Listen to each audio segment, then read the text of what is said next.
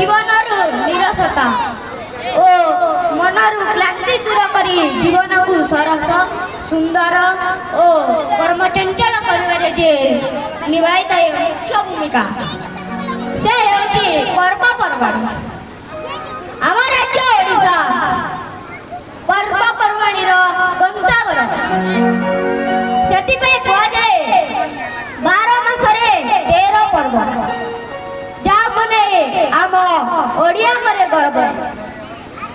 ସେହି ରଙ୍ଗାରଙ୍ଗ କାର୍ଯ୍ୟକ୍ରମ ହୋଲି ଉପରେ ଆଧାରିତ ନୃତ୍ୟ ପରିବେଷଣ କରିବାକୁ ଯାଉଛନ୍ତି ଶିଶୁ ବାଟିକା ବିଭାଗ ଶିଶୁ ବୋଧ ଶ୍ରେଣୀର ଭାଇ ଓ ଭଉଣୀମାନେ।